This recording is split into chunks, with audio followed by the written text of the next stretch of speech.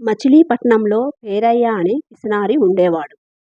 పేరయ్య ఎవరికీ ఎలాంటి సహాయం చేసేవాడు కాదు. ఎక్కువ డబ్బులు ఎలా సంపాదించాలా అని ఆలోచించేవాడు. అతని ఇంటి ముందు ఒక పెద్ద చెట్టు ఉండేది. అతని ఇంటి ముందు ఉండడం వల్ల ఆ చెట్టు తనదేనని అందరికీ చెప్పుకునేవాడు. ఆ చెట్టు దగ్గరికి ఎవరినీ రానిచ్చేవాడు కాదు. ఒకరోజు ఆ ఊరి పెద్ద మనిషి బావమరిది పేరయ్య ఇంటి ముందు నుంచి వెళుతూ ఆ చెట్టు కింద కూర్చున్నాడు.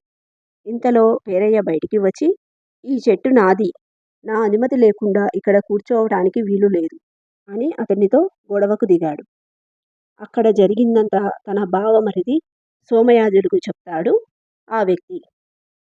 అది విన్న సోమయాజులు కొడుకు హరిని పిలిచి విషయం చెప్పాడు. పేరయ్యని ఎలా దారిలో పెట్టాలో నాకు తెలుసు, నేను చూసుకుంటానని అన్నాడు హరి.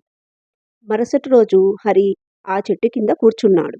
అది చూసిన పేరయ్య, "ఈ చెట్టు నాది, నువ్వు ఇక్కడి నుంచి వెళ్ళు, ఇక్కడ కూర్చోవటానికి వీలు లేదని" అన్నాడు. అప్పుడు హరి, "ఈ చెట్టు నీడను నేను కొనాలనుకుంటున్నా" అని అన్నాడు. పేరయ్య మనసులో, "అబ్బా, నీడను అమ్మి కూడా డబ్బులు సంపాదించవచ్చా" అని అనుకుని, "సరే, ఈ చెట్టు నీడను కొను, ఎప్పుడైనా ఇక్కడ కూర్చోవచ్చు" అని పేరయ్య నీడను అమ్మాడు. మరుసటి రోజు నుంచి హరి చెట్టు నీడన కూర్చోవడం మొదలుపెట్టాడు. రోజులు పోయే కొద్దీ తన స్నేహితులను తీసుకువచ్చి అక్కడే ఉండేవాళ్ళు. ఆవులు మేకలను కూడా తీసుకువచ్చి ఆ చెట్టు నీడకు కట్టేసేవాడు. సాయంత్రం సమయంలో తెల్లవారుజామున చెట్టు నీడ పేరయ్య ఇంటి వాకిట్లో నుండి లోపలికి పడేది. హరి తన స్నేహితులను, ఆవులను, మేకలను ఇంటి వాకిట్లోకి తీసుకురావడం మొదలుపెట్టాడు. నీడను అమ్ముకోవడం వలన హరిని పేరయ్య ఏమీ అనలేకపోయేవాడు.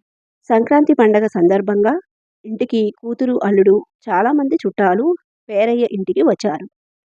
పండగ రోజు కూడా హరి తన స్నేహితులను తీసుకొని పేరయ్య ఇంటి వాకిట్లోకి వచ్చి కూర్చున్నారు. హరి, "మా ఇంట్లో పండగ జరుగుతుంది, మీరు ఇక్కడికి ఎందుకు వచ్చారు? వెళ్ళు" అని అన్నాడు పేరయ్య.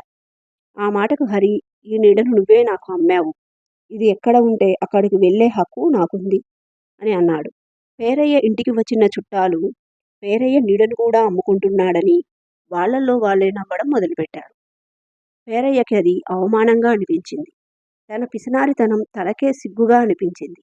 బుద్ధి తెచ్చుకొని హరికి క్షమాపణ చెప్పి తన ప్రవర్తనను మార్చుకున్నాడు పేరయ్య. ఈ కథ మీకు నచ్చినట్లయితే సబ్స్క్రైబ్ చేసుకోండి, లైక్ చేయడం మర్చిపోకండి.